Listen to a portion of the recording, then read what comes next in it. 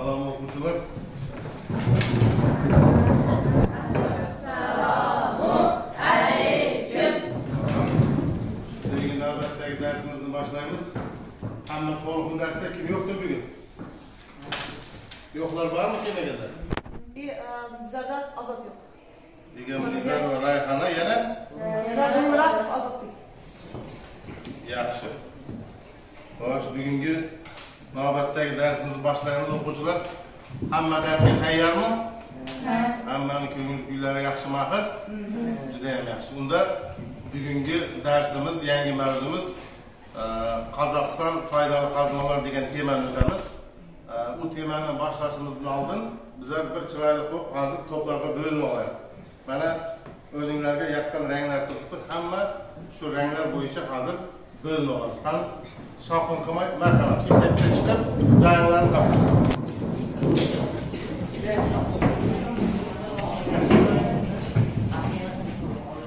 Tak, mana o'quvchilar to'plarga ham bo'linib oldim. Endi hozir har bir to'pdan o'zinglar tanlab bitta o'quvchi meni oldimga chiqsin bu yoqqa.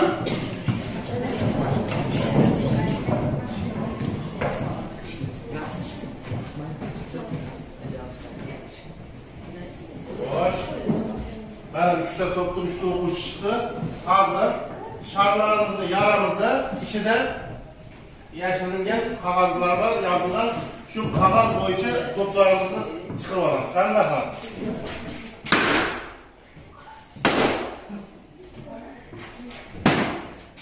Xo'sh. Rudasizlar. Rudalılarmi? Mana rudalılar. Mana rudanaslar. Juda ham yaxshi qani. To'plarni qo'yib olamiz.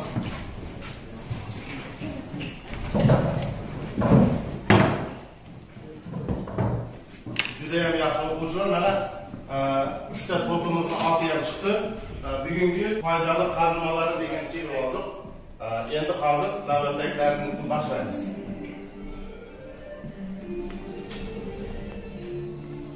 Mana foydali qazmalar kartasi Qozog'istondagi. Endi maqsadimiz mana Qozog'istonda foydali qazmalarni o'rnalashgan o'rinlari arashlar bo'yicha hozir tushuntirib beraman.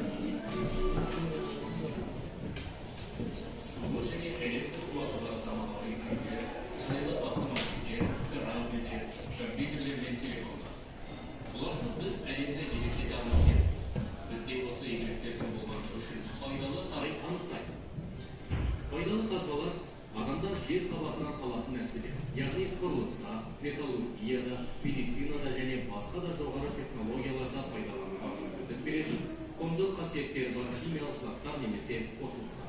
Ana faydalı qazmaların alınışını Пайдалы нәрсе табуға болатындығына қарағанда барлық замандарда мәлімет. Мысалдарымыз адамда тас дәуірінен тас, содан әртүрлі пішіндер, әшекейлер, үй заттарын жасапты.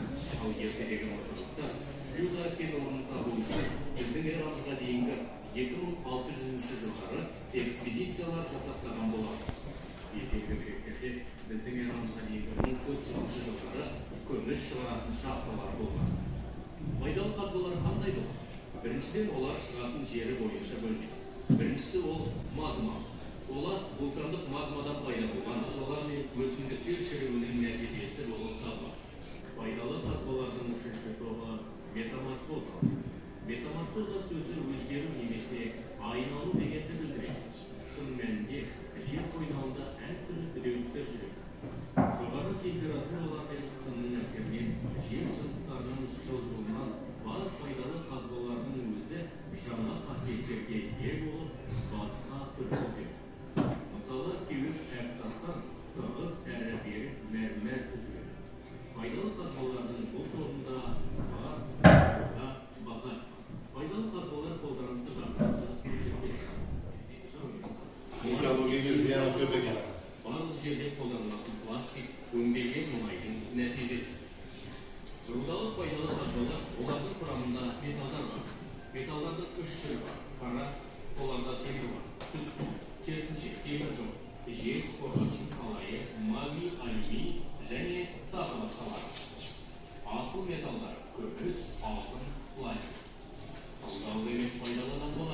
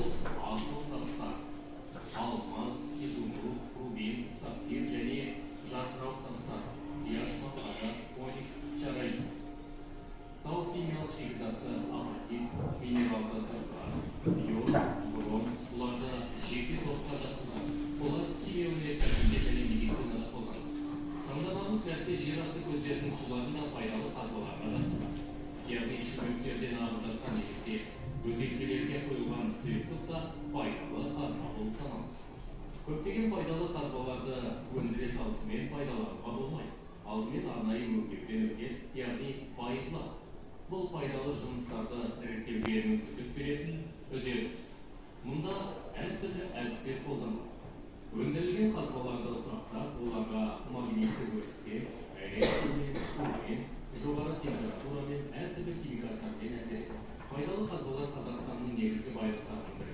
Әлем бойынша республика табиғи ресурстар қорлары жағынан 6-ші орында, ал Мараш, Вольфрам кен орындары жағынан әлемде 1-ші орында. 2-ші орын күміс және қорғасын қоры бойынша, 3-ші орында жез. Қазақстанда мұнай қоры орасан, еліміз мұнай табиғи ресурстары бар 15 ірі елдің қатарына кіреді. Республикада әртүрлі қазбалардың кен орындары табылып отыр. Бірақ әлі зерттелген жоқ. Олар табиғи сәйектерде сақтаулы. Болашақта олардың Қазақстанды да, өзге елдерді де пайдалы қазбалармен қамтымыз. Қазақстан пайдалы қазбалар бойынша bir qator ko'rdinglar. Mana bugungi temamizni foydali qazma o'zi nima ekan? Kim aytadi? Nimadir foydali qazmamiz? Faydalı kazmalar, yer astında alınan faydalı kazmalar, ular yanıcı, yanıcısız, rüdali, rüdasiz bo'lar. 3 turga bo'linar ekan, ha? Juda ham yaxshi, молодец Mahmud. Mana Qozog'istonning kartasi, foydali qazma kartasi mana. Bugungi Qozog'iston foydali qazmalar degan temada bir qator eshitdinglar mana. Barcha foydali qazmalar 3 turga bo'linar ekan. Yanıcı, rudali hamda rudamas foydali qazmalarga bo'linar ekan.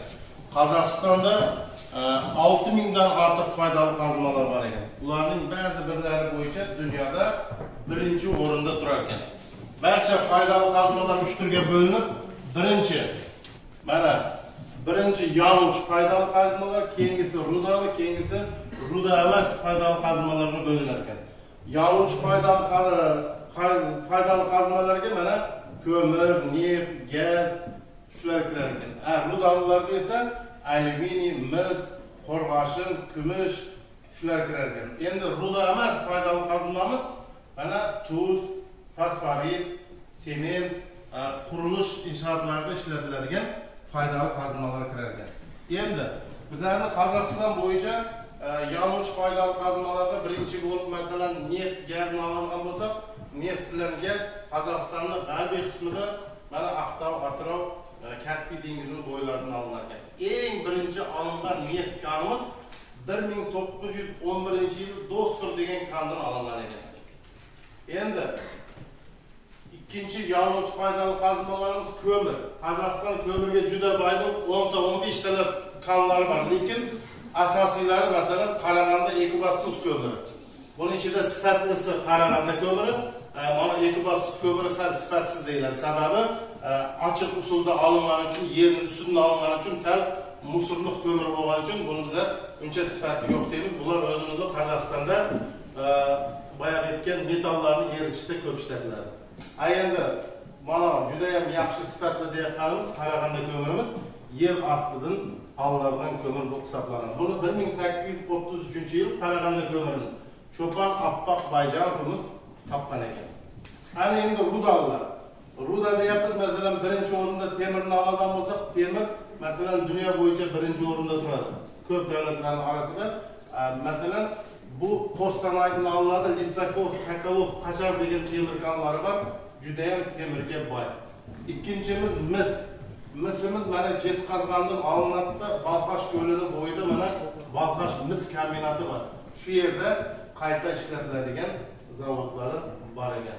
Ana undan keyin Wolfram, xrom deymiz, mana bular muvaljer tag'idan olinadi. Bu ham dunyo bo'yicha birinchi o'rinda turadigan foydali qazmalar hisoblanadi. Oltin, kumush dedik, mana oltin kumushlarimiz Altay tog'laridan olinadigan foydali qazmalarimiz hisoblanadi ekan. Ruda emas foydali qazmalarda mana qurilish inshootlarida ishlatiladigan shag'il, qum, undan tashqari mana tuz, keyin fosforit degan foydali qazmalar kirar ekan. Fosforitimiz aslida Qaratog' etaklaridan olinar ekan. Bu ruda emas foydali qazma ekan. Tuzlarimiz mana Orol dengizining bo'yidan olinadi. Bu ruda emas bu ham.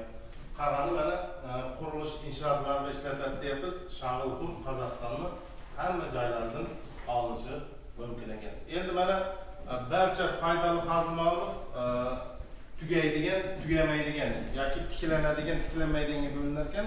Bu deganimiz foydali qazmalarning ba'zi birlari tugaydigan deganimiz, masalan, yer ostidagi foydali qazmalarimiz bari nima qilar ekan? Vaqt kelsa tugar ekan. Tugamaydi deganimiz nimadir? Tugamaydi deganimiz yerning ustki qismidagi boyligimiz. O'simliklar, hayvonlar, ana suv, havo bularning bari tugamaydigan boyligimiz. Lekin tugamaydi degan bilan bularning ichida masalan suvimiz, havomizni ham ifloslab qo'yishimiz mumkin ekan. Masalan, mana shuncha foydali qazilmalarni qayta ishlash natijasida ekologiyaga chiqayotgan yomon zaharli moddalar bilan masalan havoni ham ifloslab qo'yishimiz mumkin ekan. Endi ifloslanmaydi degan suvimizda ham chiqindi har xil kanallardan chiqayotgan suvlar tushib, zaharli suvlar tushib, suvlarni ham maqilish mumkin ekan, ifloslab qo'yishimiz mumkin ekan. Shuning uchun bulardan juda ham aqlana foydalanishimiz kerak ekan. Tugamaydi deganda masalan daraxtlarni kesib olsak, yangi daraxtlar o'sib chiqyapti. Hayvonlarni o'lsa, yangi hayvonlar tug'ilyapti. Shuning uchun bizlar buni tugamaydi deb aytib o'tyapmiz. Ana endi bugungi darsimizda mana shu foydali qazilmalarni kan o'rinlar, qanday rudallar, qanday g'amlarda rudalmaslar shularni bir qator ko'rib olamiz. Mana bu e'tiboring dunyo bo'yicha foydali qazilmalarimizni oladigan o'rni. Wolfram, Qorg'ashin, bariy degan foydali qazilmalarni dunyo bo'yicha birinchi o'rinda ekan. Xrom, kumush, mis ikkinchi o'rinda ekan. Marganis, molibden 3-o'rinda. Mis 4-o'rinda, uran 5-o'rinda, oltin 6-o'rinda, temir kani 7-o'rinda, qalay, nikel, ko'mir 8-o'rinda, tabiiy gazimiz 9-o'rinda, munay 10-o'rinni egallab turgan ekan. Ana endi mana bu suratimizda neftlarni olinish o'rinlari, neft mana shunday yo'l bilan olinadi. Ana uning keyingimiz rudallar deymiz. Bu ham neftni olinishi. Mana ruda emas, ya'ni ochiq usulda olinayotgan kanlarimiz, masalan, shag'ilg'alayotgandir, qumalayotgandir, shuni ko'rinishi. Mana bu rudali foydali qazilmalarimizni eritib olinishi. Bu ham mana shu oltinni, misni eritib olayotgan vaqtlari. Bu ham foydali, ruda emas, foydali qazilmalar, tuproqlarni olinishi, yerning yuza qismidan. Bu yonuvchi foydali qazilmamiz mana ko'mir. Ko'mirni olishini ko'rsatib turibdi. Endi sizlarga bugungi temamiz bo'yicha uyga vazifa, uyda foydali qazilmalarni konspekt qilib, mana bu suratlarni maqlaslar chizib olasizlar. Endi bugungi mana shu o'tgan temalar bo'yicha hozir darsimizni mustahkamlab olamiz. Qani kim qanday tushunibdi? Bugungi foydali qazilmalar bo'yicha mana har bir komandalarning oldida 3 ta foydali qazilmalar turibdi. Yonuvchi, rudali, ruda emas. Hozir hammanglar bugungi o'tgan dars bo'yicha yonuvchilar qaysilar ekan, rudallar qaysi, ruda emas qaysi qani o'rtalikda kelishib tez qo'rg'ab olasizlar. Qani qaysi komanda birinchi chiqar ekan? Marhamat, qani? Yonuvchi foydali qazilma mana yetadi. Nima aytishni yonuvchi foydali qazilmalar qani? Foydali qazilmalarga neft, gaz, ko'mir kiradi. Neft kasbiy boylarida olinadi. Birinchi bola 1911 Dostur kanida birinchi neft olingan. Neft gaz bilan birga olinadi. Ko'mir Qo'stanay va Ekibas Qarag'anda va Ekibastuzda olinadi. Ekibastuzdagi ko'mir Qarag'andadagi yaxshi ko'mir. Yaxshi ko'mirimiz qaysi ekan? Qarag'anda ko'miri hisoblanadi. Juda ham yaxshi. Endi ruda emas. Komandamiz qani? Ruda emaslarga tuz, tuproq, sement, qurilish materiallari kiradi. Fosfor ham kiradi. Fosfor, fosfat kiradi. U qaratov. Qaytni olarkan? Qaratov etaklardan olinadi. Tuz esa Arol dengizlaridan olinadi. Bular nima ekan? Ruda emas. Endi qurilish inshootlarida ishlatiladigan ruda emas foydali qazilmalar qaysi ekan? Tuproq, shag'al, qo'l, tuproqlar ruda emaslar ekan. Juda ham yaxshi. Rudali foydali qazilmalarga Qozog'iston juda ham bor. Rudali foydali qazilmalarga temir, oltin, mis, kumush kiradi. Temir Qo'stanaydan olinadi, Jespazg'andan mis olinadi, kumush oltinlar Oltoy tog'laridan olinadi. Misni qayta ishlaydigan korxonamiz qayerda ekan? Ko'lining bo'yida misni qayta ishlaydigan sanoatlarimiz bor ekan. Juda ham yaxshi. O'tirib. Xo'sh, mana Uchtala komandamiz bir qator o'zini bugungi darsda bilganini aytib o'tdi. Juda ham yaxshi. Qozog'iston foydali qazilmaga juda ham boy ekan. Mendeleyev jadvalda ko'rsatilgan barcha elementlarning bari Qozog'istonda foydali qazilma bo'yicha uchralgan. Shu bilan bugungi yangi mavzumizga yakun yasaymiz. Endi o'tgan darsdagi uyga vazifamiz bo'yicha 3 tala komandalar mustahkamlab beradi uyga vazifamizni. O'tgan darsda qaysi temani o'tgan ekanmiz o'quvchilar? Qozog'iston daryolari va uning xo'jalikdagi ahamiyati. Juda ham yaxshi. Mana o'tgan darsimizda o'quvchilar Qozog'iston daryolari, suv omborlari, ularning xo'jalikdagi ahamiyati degan temani o'tgan ekanmiz. Hozir mana 3 chala komanda bir-biriga o'tgan darslardagi temalar bo'yicha savol-javob qilib qiziqarli o'tishga harakat qilamiz. Ya'ni daryolar, suv omborlar, ko'llar bo'yicha uyga vazifa so'rashni boshlashdan marhamat. Qaysi komanda boshlaydi? Qani boshladi? Rudamas komandasi boshlayapti. Biz o'tgan darsda Qozog'iston daryolari va uning xo'jalikka ahamiyatini o'tgan edik. Mening savolim Rudalik guruhiga Qozog'iston daryolari nechiga bo'linadi? Yaxshi. Qani Qozog'iston daryolari nechiga bo'linadi dedi? Qozog'iston daryolari 3 turga bo'linadi. Irtish, Sirdaryo va Ili daryolar. Qani doskaga chiqishlarni ko'rsatib o'raylik.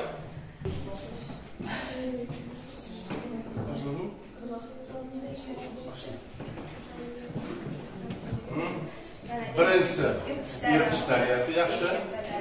Keyin Ili daryosi va Sirdaryo daryosi. Juda ham yaxshi. Mana savolga yaxshi javob berdi. Qozog'istondagi 3 ta katta daryomiz Irtish, Ili, Sirdaryo. Lekin ular qaqa quyilishini endi yetadi qaqalar. Qani keyingi savolimiz. Yonuvchi guruhiga boya aytib o'tgan daryolari, omborlari. Qaysi anaqalar? Qaysi daryoda qaysi suv omborini yetib bersin deyapti. Yonuvchi komandasi qani? Irtishda Buxtibor, Ilida Qapchig'ay, Sirdaryoda Chardara. Juda ham yaxshi. Endi o'rni bilan ko'rsatib beraylik qani kartani. Marhamat.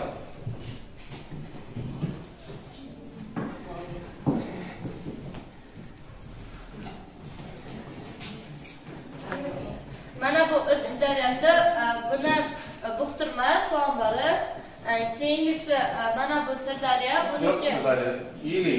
Bu Ili daryosi, buniki Qapchig'ay suv ombori, keyingisi Sirdaryo, buniki Chardara suv ombori. Juda ham yaxshi. Endi boshqa komandalarni boshlaymiz qani? Rudamas komandasi mana 2 ta savol berib qo'ydi qani? Bizlar Rudasiz komandaga daryolar necha havzaga bo'linadi degan savolni beramiz. Daryolar asosan necha havzaga bo'linadi deydi. Qani javob?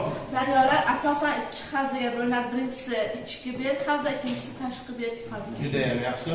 Keyingi savol.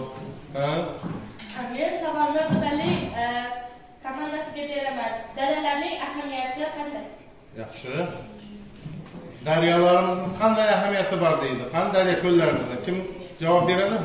Daryolarning ahamiyati baliq avlanadi, xo'jalikka suv beradi va to'q avlanadi. Savol juda ham to'g'ri, yaxshi. Keyingi savollar. Tashqi berk deb nimaga aytamiz? Rudalik guruhi. Tashqi berk deb o'zimizdan chiqqan daryo suvi chegaradan sirtqa oqadigan suvlarni tashqi daryo deganimiz o'zimizdan boshlansa-yu, lekin quyilishi sirtqi joyga borib quyilishi bu tashqi daryo deydi. Juda ham yaxshi savol. Qani mana yonuvchi kam qatnashyapti. Mahmud, qani savol? Ketdik. Savol Qozog'istonda eng uzun daryo qaysi daryo va eng qisqa daryo qaysi daryo? Bu bizlarga Rudasiz daryo. Rudamaslarga mayli. Qozog'istondagi eng katta daryo qaysi ekan? Sirdaryo. Irtish daryosi ekan. Savol sal yaxshi bo'lmadi. Eng qisqa daryomiz Ili daryomiz deydi. Yaxshi. Yana savol. Atmosferani bosimini o'lchadigan asbob qanday? Bu savolni Rudalikga beraman. atmosfera o'lchadigan asbob u barometr deyiladi. Atmosfera bosimini o'lchaydigan asbob barometr deyilar ekan. Juda ham yaxshi. Xo'sh. Endi общий gruppaga men bitta savol beray mana. İchki bir havza, tashqi havza deyapmiz. Masalan, Qozog'istonning ichki bir havzasi deb nimaga aytamiz ham? Nima uchun ichki bir havza, tashqi havza deydi? Mana Qozog'istonning ichki bir havzasi degani Qozog'iston o'zining chegarasida o'ziga qo'yilishi. Agar o'zining chegarasidan chiqib boshqa mamlakatga qo'ysa, u sirtqi bir havza bo'ladi. Juda ham yaxshi. Mana shuni bir qator o'zinglar yana ko'ringlar. Mana ichki bir havza deganimiz o'zimizni territoriyadan boshlanib, o'zimizni Qozog'istonning ichidagi ko'llarga qo'yadiganimiz qanday ekan? Ichki bir havza. Tashqi havza deb masalan Irtish, Yesil, Tobul daryolarimiz o'zimizdan boshlangan bilan bularning quyilishiga qaqtib, sirtqi Rossiya tomonga chiqib ketganligi uchun bizlar buni tashqi havzalar deb aytib o'tar ekanmiz. Juda ham yaxshi o'quvchilar. Mana bugun darsimiz hammani ko'ngildagidek o'tgan bo'lsa kerak. Yaxshi emasmi? Yaxshi. Juda ham yaxshi. Mana rudomaslar yaxshi qatnashdi, yonuvchilar sal pastroqda bo'ldi. Bugun temamizga yakun yasaymiz.